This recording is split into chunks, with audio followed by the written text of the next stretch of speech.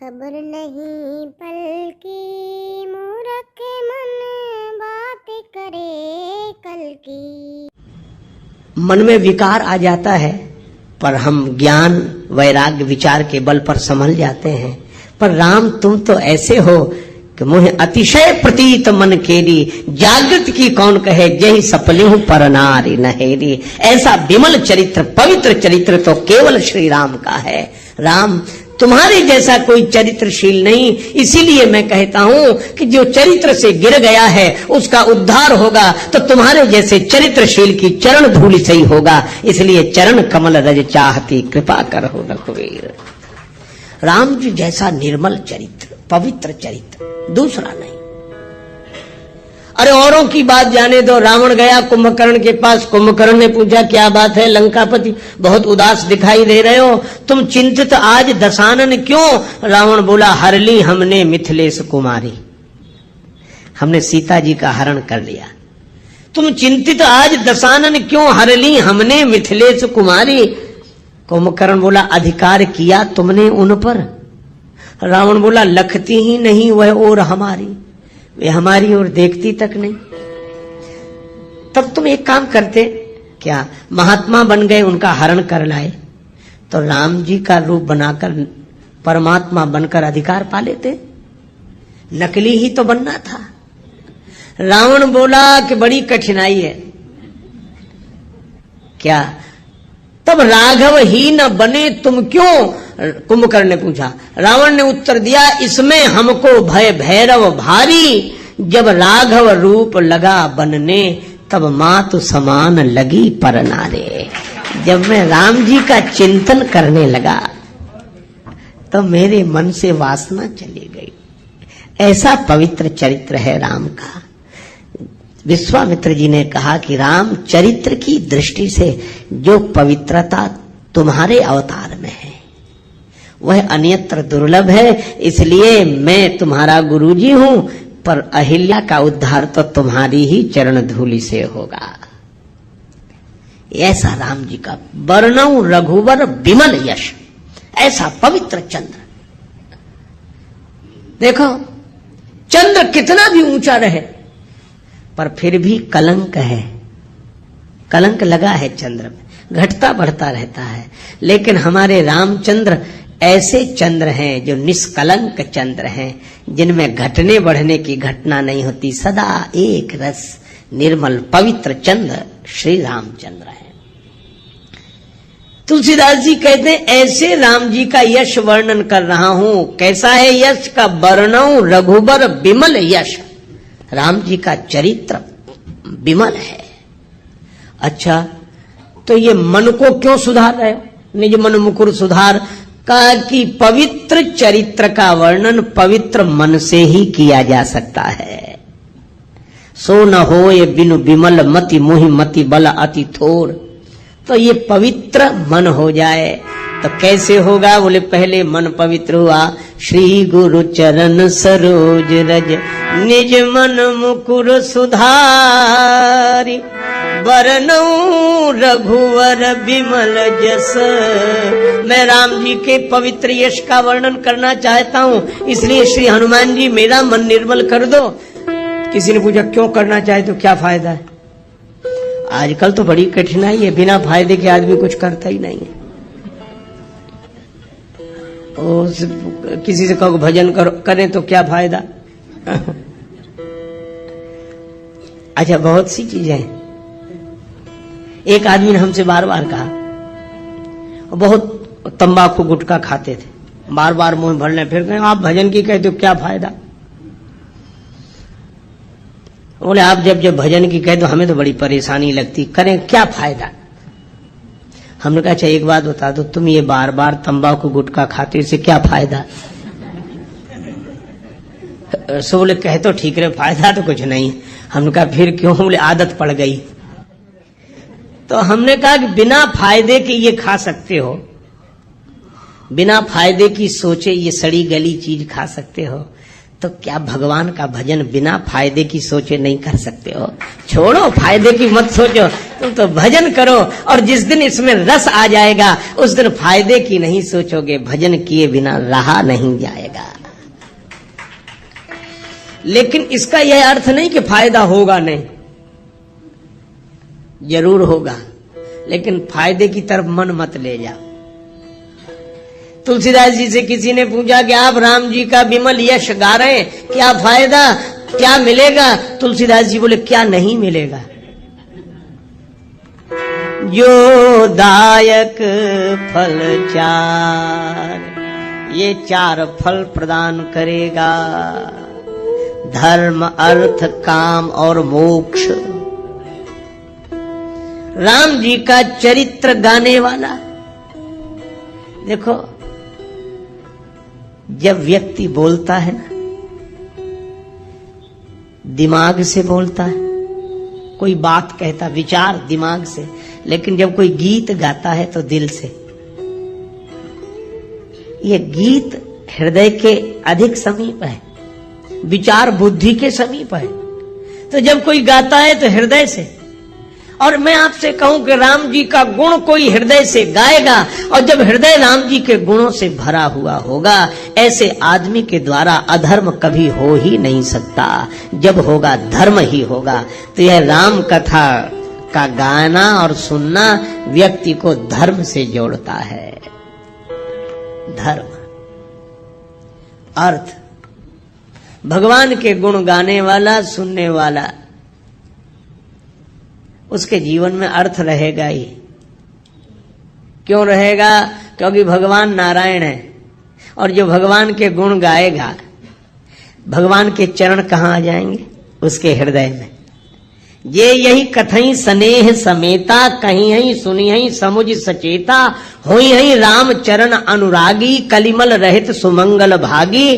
भगवान के चरणों का अनुराग उसके मन में आ जाएगा। तो भगवान के चरण कहाँ आ जाएंगे? उसके हृदय में, उसके जीवन में। और जब मैं आपसे एक बात पूछता हूं, लक्ष्मी जी को दुनिया भर में ढूंढो, कहाँ मिलेंगी? भगवान के चरणों में।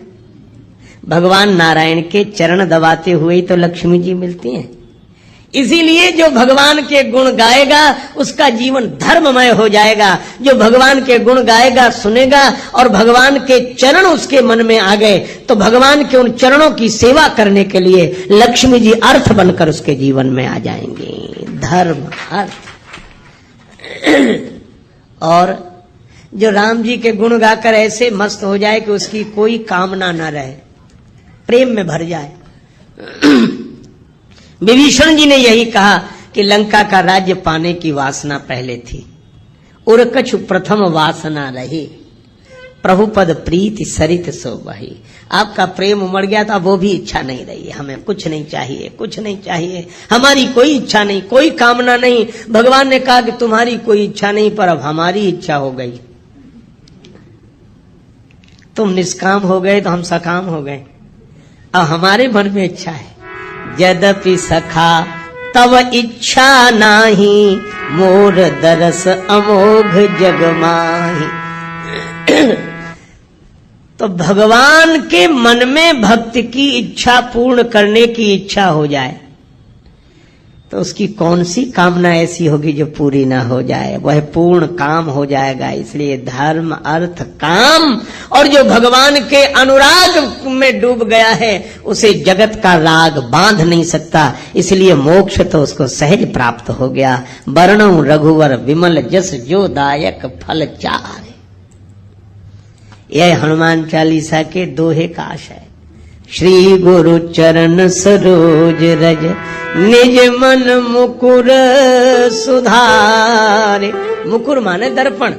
वर्णौ रघुवर विमल यश, जो दायक फल चार। अच्छा, जब यह सब जानते हो तो राम जी के गुणों का वर्णन शुरू करो। चारों फल मिलेंगे, करो शुरू। तुलसीदास जी बोले, भगवान का यश है विमल, और बुद्धि भी कैसी चाहिए? विमल सो न होय बिनु विमल मति, मोहि मति बल अति थोर। करहु कृपा सब कृपा करो मुझे पवित्र बुद्धि की प्राप्ति हो जाए। तो अब किससे कृपा की याचना कर रहे हो? तुलसीदास जी बोले, बुद्धिहीन तनु जान के सुमिरो पवन कुमार। यह शरीर बुद्धिहीन है, शरीर तो है पर इसमें समझ नहीं है, इसीलिए हनुमान जी का स्मरण करना। अच्छा, बुद्धि नहीं है तो हनुमान जी से क्यों मांग रहे हो? बोले इसलिए हनुमान जी बुद्धि के भंडार हैं। बुद्धिमताम वरिष्ठम और ज्ञानी नाम अग्रगण्यम, ज्ञानियों में अग्रगण्य हैं, बुद्धिमानों में सर्वश्रेष्ठ हैं। तो जो बुद्धि के भंडार हैं, जो जिस चीज का भंडार हो उससे वही चीज मांगी जाती। हनुमान जी आप बुद्धिमान हैं, आप बलवान हैं और आप विद्यावान हैं, इसलिए तीनों चीजें हमें दे दो। बल बुद्धि विद्या देहु मोहि हरहु कलेश विकार। बल भी चाहिए, बुद्धि भी चाहिए, विद्या भी चाहिए, है ना। देखो, तलवार चलाना आना चाहिए, पर चलाने के लिए तलवार भी तो चाहिए। तो विद्या का उपयोग करने के लिए बुद्धि चाहिए, पर बुद्धि जिसका उपयोग कर सके ऐसी विद्या भी तो चाहिए। तो बुद्धि और विद्या दोनों,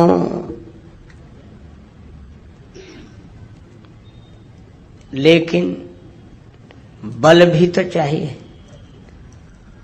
बुद्धि का प्रयोग सही समय पर कर सके वैसी ताकत भी चाहिए, बल। और या यूं कहो कि बुद्धि बल के साथ बहुत आवश्यक है। बिना बुद्धि के बल लगाना ठीक नहीं है। बल का प्रयोग बिना अकल के करना ठीक नहीं। एक महात्मा कहते थे कि बल के साथ बुद्धि का प्रयोग अवश्य करो। क्यों? यदि बिना बुद्धि के बल का प्रयोग कर दिया तो दो ही जगह जाएंगे, या सेंट्रल जेल में या अस्पताल में। अकल नहीं लगाई और ताकत लगा दी और इतने बड़े से लड़ गए जिसकी बराबरी के हम नहीं थे, लड़ गए और पिट गए तो अस्पताल में। और बिना अकल लगाए लड़ गए और दूसरे को ज्यादा सता दिया, पकड़े गए तो जेल में। इसीलिए बुद्धि का प्रयोग बल के साथ अवश्य करें। और यही कारण है हनुमान जी जीत गए, राक्षस हार गए। बल तो राक्षसों में भी बहुत है और बल हनुमान जी में भी बहुत है, लेकिन हनुमान जी में बल के साथ बुद्धि है, पर इन राक्षसों में बल तो बहुत था पर बल के साथ बुद्धि नहीं थी। बुद्धि होती तो बल होने के बाद भी क्या यह दुर्दशा होती जो हुई। इसीलिए बल के साथ बुद्धि, और बुद्धि बल दोनों हो पर विद्या हो। विद्या की परिभाषा क्या? सा विद्या या विमुक्तये, विद्या क्या? जो व्यक्ति के मन को अज्ञान के बंधन से मुक्त कर दे, उसका नाम है विद्या। विद्या मिल गई, इसकी पहचान विद्या ददाति विनयम। विनम्रता आ जाए तो समझ लो विद्या जीवन में आ गई है। और बरसहि जलद भूमि नियराए, जथा नवहि बुध विद्या पाए। तो हनुमान जी में विद्या है, इसीलिए वे विनम्र हैं। सदा नीचे बैठे मिलते हैं राम जी के चरणों में, हमेशा विद्या है। बल बुद्धि विद्या देहो मोहि। तो हनुमान जी से तुलसीदास जी प्रार्थना कर रहे हैं, आप बल के भंडार हैं, आप बुद्धि के भंडार हैं, आप विद्या के भंडार हैं। तो इन तीनों को दे दो। बल बुद्धि विद्या देहु मोहि हरहु कलेश विकार।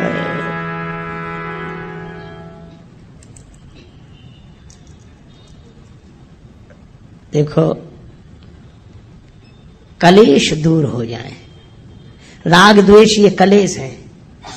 अभिनिवेश, अस्मिता, अविद्या, अविद्या, अस्मिता, अभिनिवेश, राग द्वेष, यह 5 क्लेश हैं योग शास्त्र के अनुसार। ये क्लेश मिट जाएं, विद्या होगी तो अविद्या नहीं होगी, विनम्रता होगी तो अस्मिता नहीं होगी, वैराग्य होगा तो अभिनिवेश नहीं होगा, और ज्ञान वैराग्य जब होंगे तो न राग होगा न द्वेष होगा। ये 5 क्लेश मिट जाएं। बल बुद्धि विद्या देहु मोहि हरहु कलेश, और विकार काम क्रोध मोह लोभ मोह मद मत्सर, ये 6 विकार हैं, 6 विकार हैं। काम क्रोध लोभ मोह मद मत्सर। मत्सर का अर्थ है दूसरे से ईर्ष्या करना, मत्सर। मद का अर्थ है अभिमान। मोह का अर्थ है एक ही जगह रुके रह जाना, अटक जाना।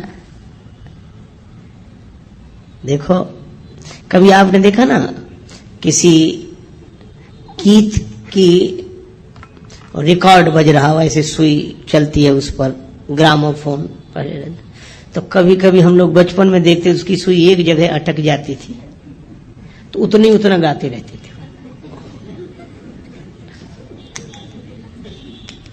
किसी को अच्छा नहीं लगा, अरे बंद करो ये, तो वो तुरंत ठीक करता था। मैं आज भी देखता, मोह का अर्थ यही है कि जिसकी सुई एक ही जगह अटक जाए वो उतना ही गाना, उतना ही निकले, उतना ही अटक जाना। गीत चलता रहे है ठीक है, लेकिन अटक जाना, जो अटका वही भटका। तो अटको मत, चलते चलो, हम तो हमारी मस्ती में झूमते चले हैं। ये मोह है, अटक जाना। देखो, गुलाब के फूल के मूल में, उसकी डाली में भौरा रुक ही रहा। गुलाब के फूल झड़ गए, पत्तियां गिर गईं, किसी ने भौरे से कहा कि जाओ। भौरा बोला, यही आशा अटक्यो रहो अली गुलाब के मूल, हुई है बहुरी बसंत ऋतु इन डारन बेफूल। फिर खिलेंगे गुलाब, हम डाली तो छोड़कर नहीं जाते। ये मोह।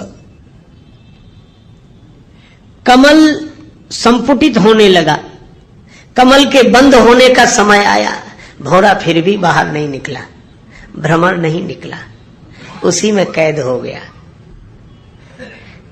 किसी ने कहा तुम तो काठ को चीर कर निकल जाते हो, कमल के कोमल पत्ते को चीर कर निकल जाओ। बोले निकलने की जरूरत क्या है, सवेरा होगा, सूर्योदय होगा, कमल खिलेगा, फिर पराग का पान करेंगे। अहो मोह महिमा बलवाना। और तब तक सूर्योदय होने के पूर्व ही एक मतवाला हाथी आया, उस कमल को मूल सहित तोड़ कर ले गया, खा गया।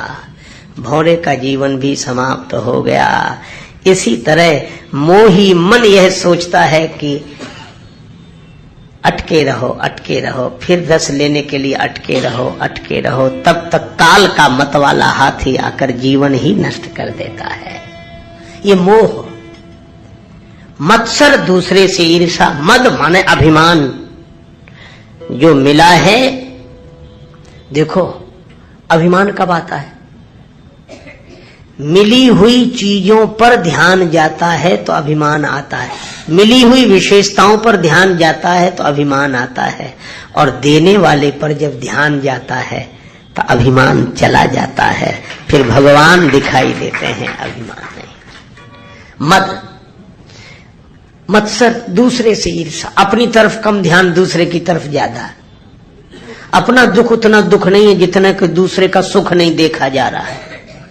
मत्सर, मोह, मद। और इसी तरह काम, क्रोध, लोभ, चार ये काम, क्रोध, लोभ, मोह चार, मद, मत्सर, ये 6 विकार हैं। लोभ है जो मिला है वह छूटे नहीं कभी, यह लोभ है। अच्छा देखो, लोभ और लालच में अंतर है। दूसरे का मिल जाए ये लालच है, लेकिन लोभी कौन? बोले दूसरे का मिले चाहे न मिले पर हमारा न जाए, ये लोभ है। काम, कोई ना कोई इच्छा बनी ही रहे, कभी शांति से नहीं बैठ पाते। अच्छा कभी भी आप देखना, मन को देखते रहना, ये हमेशा कुछ ना कुछ चाहता रहता है कि नहीं? अगर ऐसा हो जाता तो, ऐसा हो जाता तो, ऐसा हो जाता तो, ये ऐसा हो जाता तो ही इस होने में सुख से नहीं रहने दे रहा है। हो जाता तो हो जाता, ये काम विश्रामहारी, इस काम के कारण ही विश्राम नहीं मिलता। और इसमें कहीं विघ्न पड़ जाए तो क्रोध प्रकट हो जाता है। काम पूर्ति पर बढ़ता लोभ, चलो कामना पूरी हो गई तो और कामना पूरी तो हो गई। अच्छा एक बात बताओ, जितने काम से भरे हुए मन वाले हैं हम लोग, अच्छा हम लोगों ने कोई भी चीज 2 बार मांगी? आप प्रयोग करके देखें क्या? हमारी तो एक बार, तो एक बार मिल जाओ, बस एक बार मिल जाओ। इच्छा है एक बार मिल जाओ, बस एक बार। और एक बार करते करते अनेक बार जन्म जन्म के मर गए, अनेक बार। अनेक बार कोई कहता ही नहीं, एक बार। ये कामना कहती है एक बार, लेकिन अनेक बार भी तृप्त नहीं होगी, हो नहीं सकती।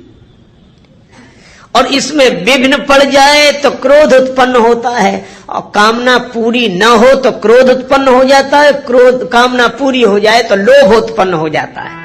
काम पूर्ति पर बढ़ता लोभ, नहीं मिले तो होता क्षोभ। क्रोध अग्नि में जीवन को मत व्यर्थ जलाना रे, मुसाफिर चलते जाना रे, मुसाफिर चलते जाना रे। ना अटको ना भटको ये है देश वीराना रे, मुसाफिर चलते जाना रे, चलते जाना रे, मुसाफिर चलते जाना रे।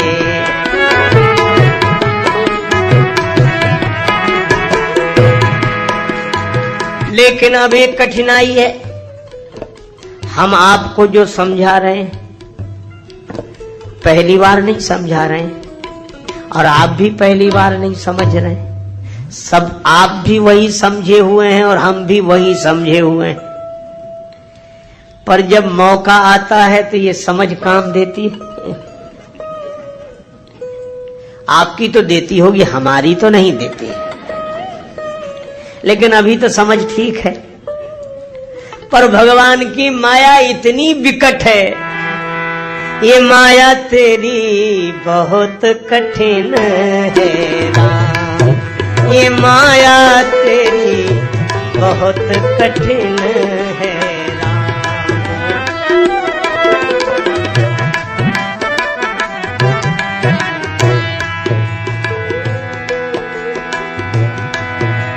दुख में सुख दिखला के बनाती, दुख में सुख दिखला के बनाती, बड़ों बड़ों को गुलाम बहुत कठिन है राम, ये माया तेरी बहुत कठिन है राम,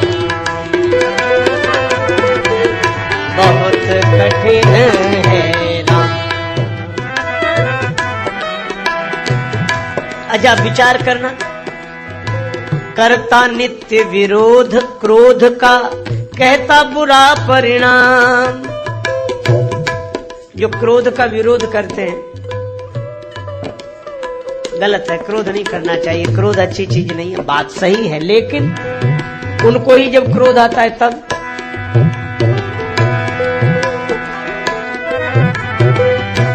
होता क्रोधित स्वयं तो होती वाणी बिना लगाम। ये माया तेरी बहुत कठिन है राम, ये माया तेरी बहुत कठिन है राम।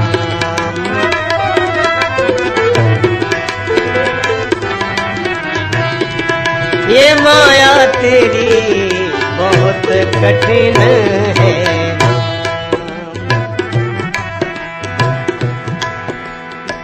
रक्त मांस हड्डी के ढेर पर मढ़ा हुआ है चाम। रक्त मांस हड्डी के ढेर पर चढ़ा हुआ है चाम। सभी जानते हैं, लेकिन देख उसी की सुंदरता, देख उसी की सुंदरता हो जाती नींद हराम। ये माया तेरी बहुत कठिन है राम, ये माया तेरी बहुत कठिन है राम।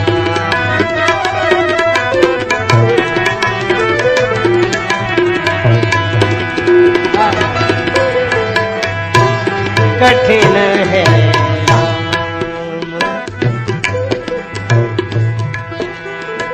मृत्यु देखता है औरों की रोज सवेरे शाम।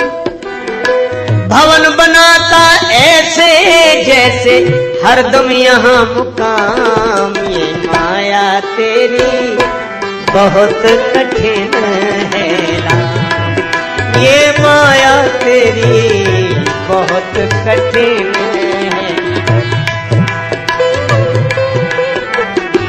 बहुत कठिन है राम। राजेश्वर प्रभु तुम करुणा निधि मायापति है नाम। राजेश्वर प्रभु तुम करुणा निधि मायापति है नाम।